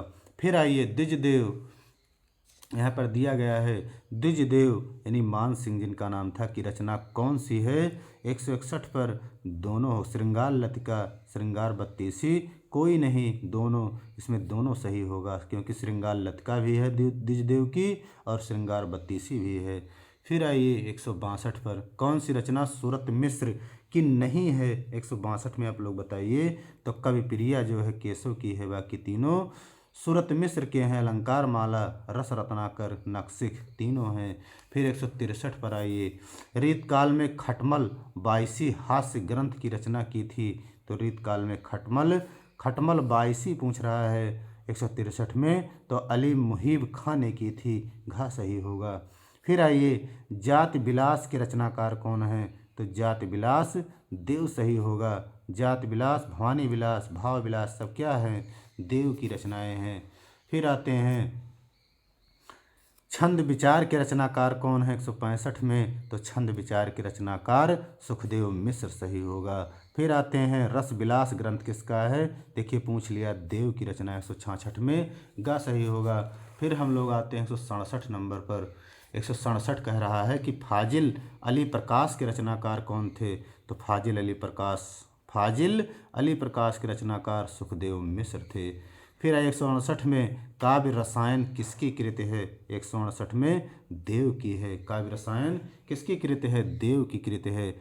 भिखारी दास द्वारा विरचित कृति कौन सा नहीं है 169 में। तो भिखारी दास द्वारा विरचित ग्रंथ कृति सुधानिधि नहीं है। बाकी 17 शतक का काव्य निर्णय और श्रृंगार निर्णय तीनों भिखारी दास के हैं। फिर आइए भाषा भरण पूछ रहा ग्रंथ के लेखक कौन है 170 में। तो भाषा भरण बैरी साल की रचना है। फिर आइए रस रंग की रचना किसने की है। रस रंग की रचना तो आपका ग्वाल कवि होगा मित्रों। रस रंग की रचना इन्होंने की थी, ग्वाल कवि ने। फिर आइए चंडी चरित्र के लेखक कौन है। बहुत इंपॉर्टेंट प्रश्न है चंडी चरित्र, महत्वपूर्ण प्रश्न है, गुरु गोविंद सिंह का होगा। फिर हम्मीर हट के लेखक कौन है। तो हम्मीर हट आपका क्या सही होगा, इसमें 173 में ग्वाल सही होगा। फिर आइए जो है फिर पूछ रहा शतरंज शतिका के रचयिता कौन है। तो शतरंज शतिका के रचयिता भिखारी दास सही होगा। कविकुल कंठा भरण किसका ग्रंथ है। कविकुल कंठा भरण दूल्हा का है। किसका है, कविकुल कंठा भरण दूल्हा कवि का ग्रंथ है। अभी इससे पहले भी सॉल्व कराया गया है। श्रृंगार मंजरी के रचयिता कौन है। श्रृंगार मंजरी के रचयिता प्रताप साय हैं। फिर आइए यहाँ पर 177 पर रसिक रंजन किसकी रचना है। 177 में कुमार मणि की रचना है। नवरस तरंग किस कवि का रीत ग्रंथ है। तो नवरस तरंग जो था वो बेनी परवीन का सही होगा मित्रों, यहाँ पर खा सही होगा। नवरस तरंग जो है बेनी परवीन का ग्रंथ है। फिर हम लोग आते हैं यहाँ पर क्वेश्चन नंबर 179 पर। 179 क्या कह रहा है कि श्रृंगार लता और फाजिल अली प्रकाश किसका ग्रंथ है। तो यहाँ 179 में क्या सही होगा, सुखदेव मिश्र का है श्रृंगार लता और फाजिल अली प्रकाश सुखदेव मिश्र का है। फिर पूछे वर वधु विनोद किसकी रचना है, बहुत इंपॉर्टेंट है। वर वधु विनोद कालिदास त्रिवेदी की रचना है। प्रेम चंद्रिका किसकी रचना है। तो प्रेम चंद्रिका आप क्या लगाएंगे, देव की रचना है। रामचंद्रिका पूछे केशवदास लगा दीजिए। वृत्त विचार के रचनाकार कौन है 182 में सुखदेव मिश्र सही होगा। फिर पूछे कि जंगनामा प्रबंध रचना किसकी है 183 पर हम लोग चलते हैं। तो श्रीधर की रचना है, जंगनामा प्रबंध रचना है। फिर आइए राम सस्सई के रचनाकार कौन है। राम सस्सई के रचनाकार राम सहाय होंगे। फिर आइए 185 पर क्या कह रहा है, रीतकाल में सूक्तिकार के रूप में कौन प्रसिद्ध थे। ये बहुत इंपॉर्टेंट प्रश्न है, किसे रीतकाल में किसे सूक्तिकार के रूप में प्रसिद्ध माना जाता है, इसको आप लोग जरूर जानिए। 185 में वृंद थे मित्रों, बहुत इंपॉर्टेंट प्रश्न है। यमक सस्सई किसकी रचना है 186 में। तो यमक सस्सई आपका वृंद की रचना है। काव्य निर्णय के रचनाकार पूछे, काव्य निर्णय भिखारी दास की रचना है। सरोज कलिका किसकी रचना है, यहाँ पूछा गया है कि सरोज कलिका किसकी रचना है 188 में। तो क्या लगाएंगे, श्रीपत की रचना है। फिर पूछे रस रत्नाकर के रचयिता कौन है 189 नंबर में। तो रस रत्नाकर के रचयिता भूपति सही होगा। 189 में गा सही होगा। उसके बाद हम लोग आगे चलते हैं। कुछ फिर आइए, पूछा है श्रृंगार निर्णय किसकी रचना है? श्रृंगार निर्णय भिखारीदास की रचना है। सुजान विलास की रचना पूछे, सुजान विलास की रचना सोमनाथ की है। सुख सागर तरंग के रचनाकार कौन है? तो सुख सागर तरंग के रचनाकार देव सही होगा। फिर पूछे जंजीरा बंद कृति किसकी रचना है? जंजीरा बंद जो है कालिदास त्रिवेदी की रचनाएं भी बहुत इंपॉर्टेंट कवि हैं। रसारणों के रचनाकार पूछ रहा है, बहुत इंपॉर्टेंट है सुखदेव मिश्र। ये मोस्ट इंपॉर्टेंट प्रश्न है। रसारणों पूछे के रचनाकार सुखदेव मिश्र सही होगा। श्रृंगार लता के रचनाकार कौन है? श्रृंगार लता के रचनाकार सुखदेव मिश्र होगा। फिर आइए, अलंकार चंद्रोदय के रचनाकार कौन है? तो यहाँ 196 पर आइए, अलंकार चंद्रोदय 196 में रसिक सुमत सही होगा। कंठाभूषण पूछा रचनाकार कौन है? 197 में देखिए, कंठाभूषण पूछ रहा है। तो कंठाभूषण क्या लगाएंगे? भूपति लगा दीजिए, सही हो जाएगा। रस पीयूष निधि के रचनाकार कौन है? 198 में सोमनाथ सही होगा। गोपी पचीसी क्या सही है? यहाँ पर देखिए दिया गया है गोपी पचीसी। गोपी पचीसी कृत किसका है? 199 में आप ग्वाल लगा दीजिए। गोपी पचीसी ग्वाल सही होगा। गा से गोपी और गा से ग्वाल सही होगा। रस सारांश के रचनाकार कौन है? रस सारांश के रचनाकार भिखारीदास सही होगा। फिर 201 में पूछा है मित्रों, यहाँ पूछा जा रहा है कि अंबिका दत्त व्यास ने बिहारी के दोहों का अनुवाद किस छंद में किया था? प्रश्न यहाँ दिया गया है। उसके बाद विकल्प देखिए, हम लोग विकल्प देखते हैं। कह रहा कुंडलिया में, रोला में, सवैया में, किसी में नहीं। तो 201 में क्या लगाएंगे? कुंडलिया में किया गया था। आपका कुंडलिया सही होगा। फिर है ऋतु वर्णन के लिए रीतकालीन कवियों में कौन प्रसिद्ध है? ये प्रश्न आ चुका है टीजीटी में। सेनापति सही होगा। मात्र एक कवि थे जो ऋतु वर्णन के लिए रीतकाल में प्रसिद्धि हासिल किए हुए कवि थे। रीत कवियों की सौंदर्य भावना क्या थी? तो रीत कवियों की सौंदर्य भावना आत्मरति था मित्रों। गा सही होगा। फिर आइए, रीतकालीन काव्य का प्रधान रस क्या है? तो रीतकालीन काव्य का प्रधान रस श्रृंगार रस सही होगा। 204 पे आते हैं मित्रों। रीतकालीन राम काव्य के कवि माने जाते हैं। तो रीतकालीन राम काव्य के कवि माने जाते हैं सेनापति सही होगा। फिर आइए, रीतकालीन काव्य का प्रधान रस क्या है? तो रीतकालीन काव्य का प्रधान रस श्रृंगार रस सही होगा। अंग दर्पण रस प्रबोध कृतियाँ किसकी हैं? 206 में। तो क्या सही होगा? 206 में रसलीन की अंग दर्पण और रस प्रबोध दोनों कृतियाँ रसलीन की हैं। एक सही होगा। 207 पर आइए, कह रहा है कि कवियों का सही कालक्रम बताइए। अब इनमें आप लोग चारों ऑप्शन में देखिए और कालक्रम क्या सही होगा। तो पहला आपका क्या सही होगा? केशव सही होगा, फिर बिहारी होंगे, फिर देव होंगे, फिर पद्माकर होंगे। आपका पहला ऑप्शन सही है। फिर आइए, यहाँ पर दिया गया है कि रचनाओं का काल क्रमानुसार सही क्रम बताइए। तो यहाँ पर 208 में क्या रस तरंगड़ी होगा पहले, कि रसिक प्रिया होगा, कि रस रंगड़ी होगा? तो पहले 208 में क्या आएगा? तो पहले रस तरंगड़ी होगा, फिर रसिक प्रिया होगा केशवदास की, कवित रत्नाकर सेनापति का होगा, काव्य निर्णय भिखारीदास का उसके बाद सही होगा। पहला ऑप्शन सही है 208 में। 208 में यहाँ पर देखिए, 208 में पहला ऑप्शन सही जा रहा है। फिर 209 पर हम लोग आते हैं। 209 क्वेश्चन क्या कह रहा है कि आचार्य शुक्ल ने केशव के प्रवर्ती कवियों को माना है। तो आचार्य शुक्ल ने जो है केशव के प्रवर्ती कवियों को क्या माना है? क्या लगाएंगे? 4 ऑप्शन दिया गया है। तो रसवादी माना है, दूसरा सही होगा 209 में। फिर आइए 210 पर हम लोग चलते हैं। क्वेश्चन नंबर 210 है कि काव्य प्रकाश की रचना किसकी है? काव्य प्रकाश की रचना चिंतामण की है, चिंतामण त्रिपाठी की है। फिर आइए 211 नंबर पर। 211 में कह रहा है कि रतन हजारा और बारहमासी के रचनाकार कौन हैं? क्या सही होगा? रसनिधि का है मित्रों रतन हजारा, बहुत इंपॉर्टेंट रचना है। और बारहमासी जो है रसनिधि की रचना है। रस रत्नावली और रस विलास नैन पचासा किसकी कृतियां हैं? तीनों बताइए। चारों ऑप्शन में देखिए 212 में। तो आपका मंडन का है मित्रों। किसका है? रस रत्नावली, रस विलास और नैन पचासा, ये जो है मंडन कवि का रचना है।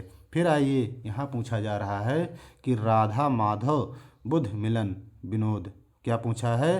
राधा माधव बुध मिलन विनोद कालिदास हजारा कृतियाँ किसकी हैं? तो यहाँ पर 213 में क्या सही होगा? कालिदास त्रिवेदी का सही होगा। इसको जरूर जानिए इस रचना को, ये भी रचनाएं पूछ सकता है बिहार में।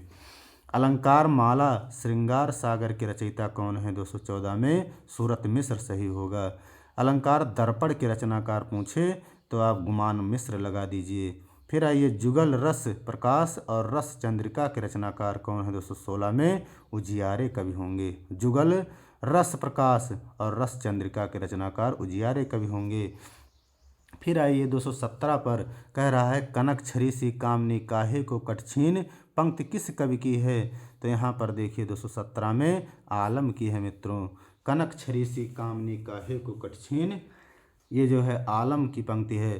फिर जो है आते हैं 18 पर, कौन कवि ब्राह्मण से मुसलमान बन गया था? अभी आपने पढ़ा है ऊपर, आलम ही थे जो ब्राह्मण से मुसलमान हो गए थे। कटिको कंचन काटविद कुचन मध्य धर दीन, ये पंक्ति जो है रंगरेजिन ने लिखा था मित्रों। फिर जो है जब इन्होंने लिखा कनक छरी सी कामनी काहे को कटछीन, ये पंक्ति पूछे आलम लगाइएगा। यदि ये पूछे कि कटिको कंचन काटविद कुचन कुचन मध्य धर दीन, तो ये रंगरेजिन लगा दीजिएगा, आपका सही होगा। ये पंक्ति बहुत इम्पॉर्टेंट है। फिर है कि प्रश्न पूछ रहा है कि हम कविराज हैं पैचाकर चतुर के पंक्ति किस कवि की है? बहुत महत्वपूर्ण रचना है कि हम कविराज हैं पैचाकर चतुर के पंक्ति 220 में हम लोग क्या लगाएंगे? आप लोग ठाकुर लगाइएगा, यहाँ पर ठाकुर सही होगा। फिर आइए 221 नंबर क्वेश्चन पर। 221 क्या कह रहा है कि लोगन कवित कीनो खेल कर जीनो खेल कर जानो हैं, पंक्ति किस कवि ने लिखा है? लोग कवित कीनो खेल कर जानो हैं, पंक्ति किस कवि ने लिखा है? तो आपका ठाकुर सही होगा। लोग हैं लाग कवित बनावत मोह तुमोरे कवित बनावत, प्रश्न आ चुका है टीजीटी में। किस कवि की प्रसिद्ध पंक्ति है? 222 में, तो क्या है? घनानंद की है रचना में पंक्ति है। फिर है एक पंक्ति और दिया गया, समुझे कविता घन आनंद की हे आँखिन नेह की पीर तकी, कथन घनानंद पर किसका है? तो यहाँ 223 में क्या सही होगा? ब्रजनाथ का है मित्रों, ये कथन ब्रजनाथ का है। कह रहे हैं कि समुझे कविता घन आनंद की हे आँखिन नेह की पीर तकी, ये जो है ब्रजनाथ ने कहा है। किसके कथन जो है घनानंद पर कहा पर किसका है? तो ब्रजनाथ का है। अभिधा उत्तम काव्य है मध्य लक्षणा लेन कितनी बार पूछा गया है? अधम व्यंजना रस विरस उलटी कहत नवीन, पंक्ति किस आचार्य कवि की है? तो बहुत चर्चित हैं, देव लगाइएगा। फिर कह रहा है ऊंचे, क्या कह रहा है कि ऊंचे घोर मंदिर के अंदर रहने वाली है, ऊंचे घोर मंदिर के अंदर रहाती है, किस कवि की प्रसिद्ध पंक्ति है? 225 में, तो भूषण लगा दीजिएगा। यद्यपि सुजात सुलक्षणी सुबरन सरस सुवृत, किसकी पंक्ति है? बहुत चर्चित हैं, केशव की पंक्ति है। काली कूर कोकिला कहाँ की बैर काढ़त री, किस काव्य की पंक्ति है? 227 में, घनानंद का है। फिर कह रहा है कि आगे के कवि रीझ हैं तो कविताई ना तो राधिका कन्हाई सुमिरन को बहानो है, के रचनाकार कौन है? 228 में, भिखारी दास सही होगा। फिर कह रहा है कूक भरी मूकता बुलाए आप बोली हैं, प्रसिद्ध पंक्ति किस कवि की है? 229 में, तो आपका घनानंद सही हो जाएगा। कूक भरी मूकता बुलाए आप बोली हैं, जितने भी देखिए यहाँ पर दिए गए हैं मित्रों पंक्तियाँ, इसको जरूर जानिए क्योंकि केशव को दिया गया है, देव की पंक्ति है, ब्रजनाथ की है, घनानंद का है, ठाकुर का है, भिखारी दास, इन लोगों का पंक्ति हमने पढ़ा है, इसको जरूर देखिएगा वीडियो। क्या कह रहा है कि तंत्री नाद कवित रस सरस राग रतिरंग, पंक्ति पूछे किसकी है? तो बिहारी की पंक्ति है। कुंदन को रंग फीके लगे झलके सब अंगन चार गुराई, ये पंक्ति किसकी है? मतिराम की पंक्ति है।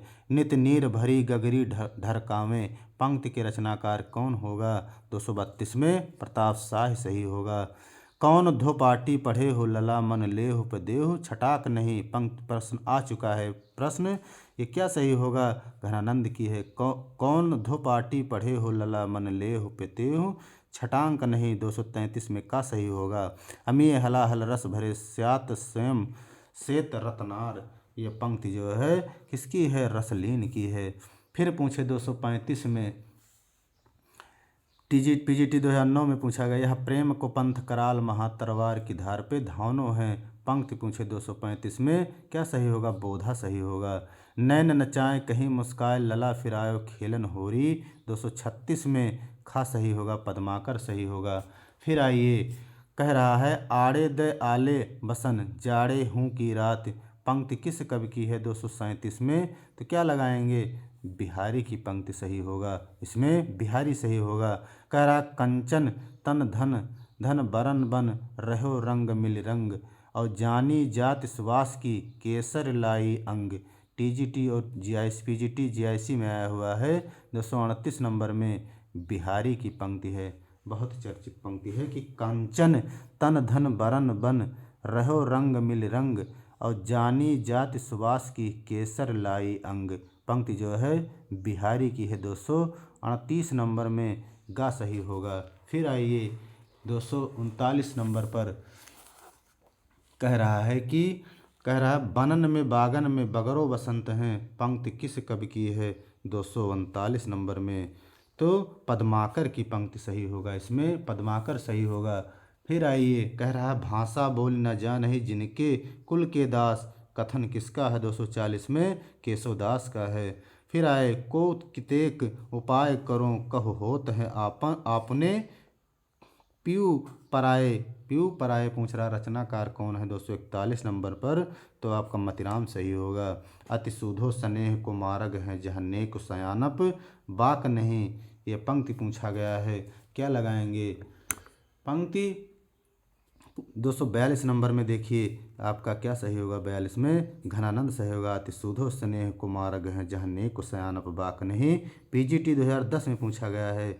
फिर देखिए 243 में नैनन में जे सदा रहते तिनकी अब कान कहानी सुन्यो करें। पंक्ति के रचयिता कौन है? 243 में। तो आपका आलम सही होगा। फिर पूछ रहा है 244 में कि सिंधु तरो उनको बनरा तुम पै धनुरेख गई न तरी। पंक्ति के रचनाकार कौन है? फिर से पढ़ते हैं। सिंधु तरो उनको बनरा तुम पै धनुरेख गई न तरी। यह पंक्ति 244 में आपका केशवदास की पंक्ति है।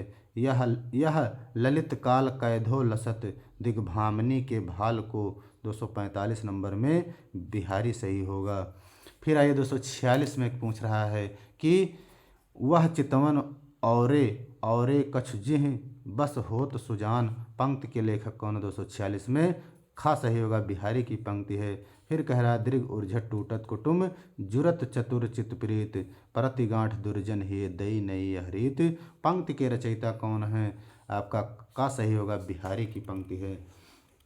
फिर आइए 248 पर हम लोग चलते हैं। क्वेश्चन नंबर 248 क्या कह रहा है कि रनित भृंग घंटावली झरित दान मधुनीर। पंक्ति किस ऋतु का वर्णन है? तो इसमें क्या सही होगा? बसंत ऋतु का वर्णन है। फिर 249 पर आइए, इंद्र जिम जंभ पर बाड़ो सुअंभ पर। इंद्र जिम जंभ पर बाड़ो सुअंभ पर। पंक्ति किस ग्रंथ से ली गई है? 249 में। तो शिवराज भूषण सही हो जाएगा। बतरस लालच लाल की मुरली धरी लुकाए सौह करे भौहन हंसे दैन कहे नट जाए। यह पंक्ति किसकी है? 250 में बिहारी की पंक्ति है। बहुत इंपॉर्टेंट है, चर्चित पंक्ति है। इस आवत चल जात उत चली छ सातक हाथ। पंक्ति के रचयिता कौन है? 251 में बिहारी का है मित्रों। फागु की भीर अभीरन में गह गोविंद ले गई भीतर गोरी। पंक्ति के रचनाकार हैं पद्माकर सही होगा। फिर आइए, कह रहा है कि डार द्रुम पालना बिछौना नौ पल्लों के सुमन झंगूला सोहे तन छवि भारी दे। पंक्ति किसकी है? ये पंक्ति पूछ सकता है, इंपॉर्टेंट है। 253 नंबर पर क्या सही होगा? आपका देव सही होगा। फिर है क्यों इन आँखिन सो निःशंक हैं मोहन को तन पानिप पीजे। पंक्ति के रचनाकार कौन? 254 में मतिराम सही होगा। क्या सही है? 254 नंबर ध्यान दीजिए, मतिराम सही होगा। फिर देखिए, कह रहा केल के रात अघान्यो नहीं, दिन में ही लला पुण्य घात लगाई। पंक्ति के रचनाकार कौन है? प्रश्न आ चुका है 255 नंबर। क्या सही होगा? मतिराम की पंक्ति सही होगा। क्या है? मतिराम की पंक्ति है। फिर आइए इस क्वेश्चन नंबर 256 पर, आखिन मुदबे के मिस आन अचानक पीठ उरोज लगावें। ये भी प्रश्न आया हुआ है 256 नंबर पर। क्या सही होगा? इसमें देखिए बेनी की दिया हुआ है, मतिराम की, फिर दिया है यहाँ पर देखिए चिंतामणि, और फिर बोधा की। तो क्या सही होगा? 256 में किस पर जाएंगे?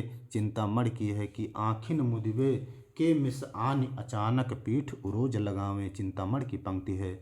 फिर कह रहा है कि छाले छाले परिबे के डरन सके ना हाथ छुआवे। काव्य पंक्ति किसकी है? 157 में। तो क्या सही होगा? बिहारी की पंक्ति है। फिर आइए, सघन कुंज छाया सुखद शीतल मंद समीर। पंक्ति किसकी है? 258 में। बिहारी की पंक्ति है, सब बिहारी की पंक्ति है। फिर कह रहा बावरी जो पे कलंक लाग्यो, तो निशंक हैं क्यों नहीं अंक लगावती। किसकी पंक्ति है? 259 नंबर में। नेवाज सही होगा। फिर कह रहा बड़े बड़े नैनन सो आंसू, भरी भरी ठरी गोरो गोरो मुख आज ओरो से बिलानो जात। पंक्ति किसकी है? यहाँ पर ध्यान दीजिए, पूछ रहा है कि पंक्ति किसकी है? 260 नंबर में आप लोग बताइए। तो ये देव की पंक्ति है कि बड़े बड़े नैनन सो आंसू, भरी भरी ढरी गोरो गोरो मुख आज ओरो से बिलानो जात। देव की पंक्ति है। फिर कह रहा घनानंद कवि होने के साथ साथ राज दरबार में किस पद पर प्रतिष्ठित थे? 261 नंबर पर। क्या सही होगा? तो मीर मुंशी सही होगा मित्रों, मीर मुंशी के पद पर आश्रित थे। फिर आइए, घनानंद किस कवि वर्ग के अंतर्गत मान्यता है? एमपी ग्रेड सेकंड में 2012 में पूछा गया है मित्रों। घनानंद किस कवि वर्ग के अंतर्गत मान्य हैं? तो घनानंद जो थे वो रीत मुक्त कवि थे। फिर आइए देखिए, बदल दिया है थोड़ा सा, लिखने का तरीका बदल दिया है। कह रहा है घनानंद किस कवि वर्ग के अंतर्गत आते हैं? रीत मुक्त सही होगा। घनानंद के काव्य की मूल प्रेरणा क्या थी? तो घनानंद के काव्य की जो मूल प्रेरणा थी वो सुजान थी मित्रों। फिर आइए, घनानंद ग्रंथावली का संपादन किसने किया था? बहुत इंपॉर्टेंट प्रश्न है। घनानंद ग्रंथावली का जो संपादन किया था 264 में, विश्वनाथ प्रसाद मिश्र सही होगा। तीसरा सही है। फिर 265 पर हम लोग आते हैं। कह रहा है कि रीतकाल में साक्षात रस मूर्ति माने जाते हैं। 265 में आइए, तो घनानंद सही होगा। क्या सही होगा? घनानंद सही होगा। पूछे कि रीतकाल में साक्षात रस मूर्ति माने जाते हैं, घनानंद लगा दीजिए। प्रेम की पीर, देखिए प्रश्न आ चुका है। शुक्ल जी ने कहा है, माना है, प्रेम की पीर का कवि किसे कहा जाता है? घनानंद सही होगा। गा सही होगा घनानंद। किसने कहा प्रेम के पीर का कवि? आचार्य रामचंद्र शुक्ल सही होगा। फिर आइए 267 नंबर क्वेश्चन पर, कौन सी रचना घनानंद की नहीं है? तो कौन सी रचना घनानंद की नहीं है? तो इसमें क्या सही होगा? बिरह वारिस बोधा का है मित्रों। बिरह वारिस घनानंद की रचना नहीं है। बाकी वियोग बेल, इश्क लता, सुजान सागर तीनों घनानंद की रचना है। सुजान सागर जो थी इनको अमर करने वाली रचना थी। घनानंद की भाषा की विशेषता क्या है? 268 में बताइए। घनानंद की भाषा जो थी लाक्षणिकता है। बोधा के आश्रयदाता कौन थे? तो बोधा के जो आश्रयदाता थे पन्ना नरेश खेत सिंह थे मित्रों, पन्ना नरेश थे। यहाँ पर पहला ऑप्शन सही 269 में। फिर आइए, कह रहा घनानंद ने अपनी काव्य रचना में किस छंद का प्रयोग किया है? 270 में। तो कवित सवैया का प्रयोग किया है। फिर आइए, घनानंद की प्रेसी का क्या नाम था? तो घनानंद की प्रेसी का नाम सुजान था। किस कवि ने हिम्मत बहादुर के दरबार में म्यान से तलवार निकाल लिया था? तो कौन से कवि थे? ठाकुर थे जो है हिम्मत बहादुर के दरबार में म्यान से तलवार निकाल लिया था। फिर आइए, घनानंद की रचनाओं का सर्वप्रथम प्रकाशन सुंदरी तिलक नाम से किसने किया था? सुंदरी तिलक पूछ रहा है कि नाम से किसने किया था? 273 में भारतेंद्र हरिश्चंद्र ने किया था। बहुत महत्वपूर्ण प्रश्न है, पूछ सकता है कि घनानंद की रचनाओं का सर्वप्रथम प्रकाशन सुंदरी तिलक नाम से किसने किया? तो भारतेंदु हरिश्चंद्र थे मित्रों। फिर आइए, किस कवि को रीतबद्ध एवं रीतमुक्त दोनों की श्रेणी में रखा जाता है 274 में? तो क्या लगाएंगे आप लोग? द्विजदेव सही होगा 274 में। इन्हें रीतबद्ध और रीतमुक्त दोनों में रखा जाता है, जिन्हें द्विजदेव मानसिंह भी कहा जाता है। घनानंद का कौन सा ग्रंथ फारसी छंद में लिखा गया है? तो फारसी छंद में जो उनका लिखा गया था विरह लीला वियोग बेल जो था, पहला ऑप्शन सही होगा। ये फारसी छंद में जो रचना है ये फारसी छंद में किया गया है। 276 है, रीतकाल के किस कवि ने अपने को तुलसीदास का अवतार माना है? तो रीतकाल के किस कवि ने तुलसी को अपने आप का अवतार जो मानने वाले थे? तुलसी साहब थे, जो है रीतकाल में तुलसी साहब थे, जो रीतकाल में तुलसीदास का अवतार मानते थे।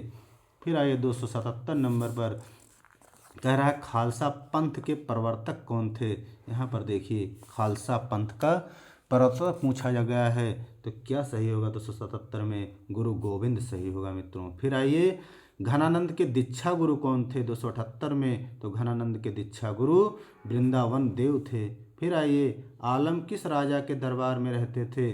आलम जो है मुअज्जम यानी बहादुर शाह के दरबार में रहते थे।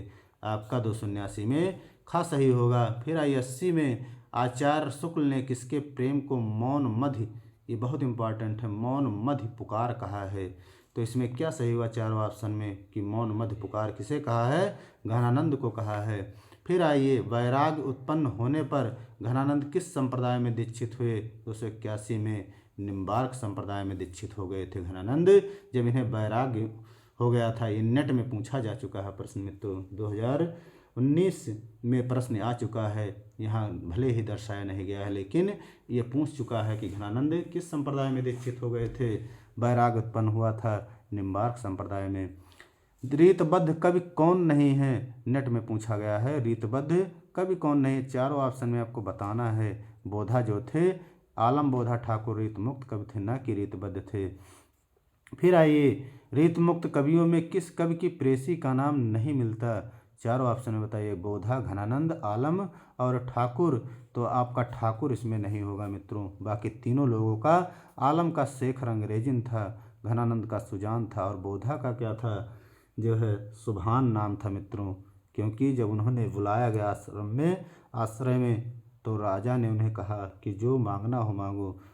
क्या? तो उन्होंने कहा था सुभान अल्लाह, यानी सुभान जो थी उनकी प्रेसी थी बोधा की, घनानंद की सुजान थी, आलम की शेखर अंग्रेजिन थी, क्योंकि आलम एक ब्राह्मण थे जो शेखर अंग्रेजिन से विवाह किए थे और बाद में मुस्लिम हो गए थे। किस कवि की प्रेसी का नाम सुभान था? देखिए यहाँ नीचे दिया गया है 284 में। तो क्या सही होगा? बोधा की जो है प्रेसी का नाम सुभान सही होगा यहाँ पर। फिर आइए, बोधा का पूछ रहा है पूरा नाम क्या था? तो क्या सही होगा? चौथे ऑप्शन पर आप लोग जाइए, बुद्धसेन सही होगा। फिर आइए, प्रश्न है कि प्रेम, बहुत इंपॉर्टेंट प्रश्न है कि प्रेम मार्ग का ऐसा धीर पथिक और जवादानी का दावा, ऐसा दावा रखने वाला ब्रजभाषा का दूसरा कवि नहीं हुआ। आचार्य शुक्ल की यह पंक्ति किस रीतकालीन कवि के विषय में है? 286 नंबर में घनानंद के विषय में सही है मित्रों। किसके विषय में? घनानंद के विषय में सही होगा, चौथा ऑप्शन सही होगा। फिर हम लोग आते हैं 287 नंबर पर। 287 नंबर क्वेश्चन पर क्या कह रहा है कि केशव की किस कृत में प्रतीक शैली का प्रयोग किया गया है? यहाँ देखिए 287 में, तो क्या सही होगा? विज्ञान गीता जो इनकी रचना है केशवदास की, उसमें प्रतीक शैली का प्रयोग किया गया है। फिर कह रहा केशव ने कितने महाकाव्य लिखे हैं? 288 में। तो केशव ने एक महाकाव्य लिखा है। उस केशव ने जो महाकाव्य लिखा है वो की क्या नाम है? रामचंद्रिका नाम है मित्रों। वो महाकाव्य की श्रेणी में आता है, और पूछे तो ये प्रबंध काव्य भी है। फिर आइए, कह रहा है हिंदी साहित्य के इतिहास में शुद्ध कविता की खोज का पहला सफल प्रयास किस काव्यधारा में हुआ? तो जो है इसमें क्या सही होगा? रीतबद्ध काव्यधारा में हुआ था। कह रहा है हिंदी साहित्य के इतिहास में शुद्ध कविता पूछ रहा है कि खोज का पहला सफल प्रयास किस काव्यधारा में किया गया?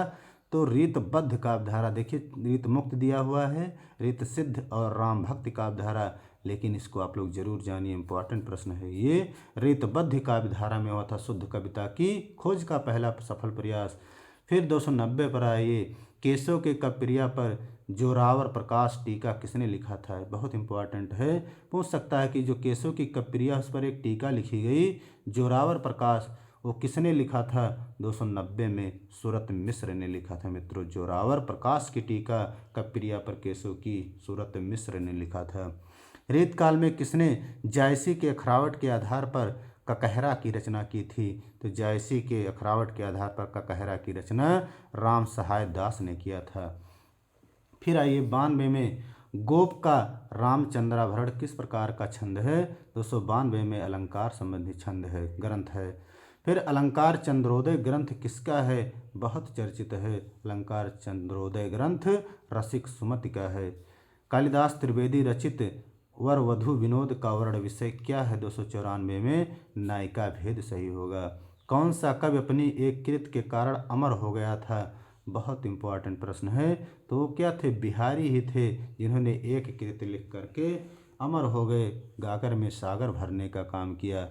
फिर आइए 296 में 96 क्या कह रहा है कि सबसे ज़्यादा टीकाएँ लिखी गई हैं रामचंद्रिका पर काव्य निर्णय, भावविलास और बिहारी सस्सई। तो सबसे ज़्यादा टीकाएँ किस पर लिखी गई हैं? 296 में देखिए तो आपका बिहारी सस्सई है मित्रों। 200 क्या है? सबसे ज़्यादा टीकाएँ बिहारी सस्सई पर लिखी गई हैं। फिर आइए 257 नंबर क्वेश्चन 297 पर हम लोग आते हैं। क्या कह रहा है कि प्रश्न देखिए, निम्न में से बोधा की रचना नहीं है। पूछ रहा है इनमें से बोधा की कौन सी रचना नहीं है? 297 तो आपका विरह लीला जो है बोधा की नहीं, बाकी विरह वारिस, इश्कनामा और इसमें का खा दे दिया है गा में, तो यानी क्या है इसमें आपका इश्कनामा विरह वारिस, का खा दे दिया गा में, तो ये भी गा भी सही है, इश्कनामा भी सही है, विरह वारिस, इसलिए घा जो है विरह लीला आपका नहीं होगा। 297 में घा गलत है। गुरु गोविंद सिंह की रचना इनमें से कौन सी नहीं है? 298 पूछ रहा है। प्रेम तरंग नहीं, बाकी प्रेम सुमार्ग, चंडी चरित और सुनीत प्रकाश तीनों गुरु गोविंद सिंह की रचनाएं हैं। फिर आइए कह रहे हैं आचार्य शुक्ल ने केशवदास का जन्म काल माना है 299 में, तो आपका संवत 1612 सही होगा। इसी में से 57 वर्ष घटा दीजिएगा मित्रों, आपका ईस्वी सन में आ जाएगा। फिर आइए आचार्य शुक्ल के अनुसार सेनापति का जन्म काल क्या है? संवत, जब भी शुक्ल के अनुसार पूछेगा तो संवत में पूछेगा, क्योंकि उन्होंने संवत की बात की है। 300 में आप लोग उत्तर दीजिए संवत 1646 ईस्वी, और सर्वमान्य मत इन्हीं का है, आचार्य शुक्ल जी का। फिर महाराज जसवंत सिंह का जन्म काल फिर पूछा गया है। महाराज जसवंत सिंह का जन्म काल क्या सही होगा? 1627 ईस्वी सही होगा। पद्माकर का जन्म हुआ था 302 में, तो क्या सही होगा? 1753 में पद्माकर का जन्म हुआ। वृंद का जन्म काल पूछा गया है। यहाँ से प्रश्न बनते हैं छोटी छोटी परीक्षाओं से लेकर के टीजीटी पीजीटी जैसी परीक्षाओं में जन्म पूछे जा रहे हैं कवियों और लेखकों के। तो 303 में आप लोग क्या उत्तर देंगे? इसमें क्या सही है? गा सही होगा मित्रों। 1643 ईस्वी वृंद का जन्म, 1643 ईस्वी सही होगा। फिर आइए बिहारी की रस व्यंजना और अनुभवों की प्रशंसा करने वाले आलोचक कौन थे? बिहारी की रस व्यंजना और अनुभवों की प्रशंसा करने वाले आलोचक कौन थे?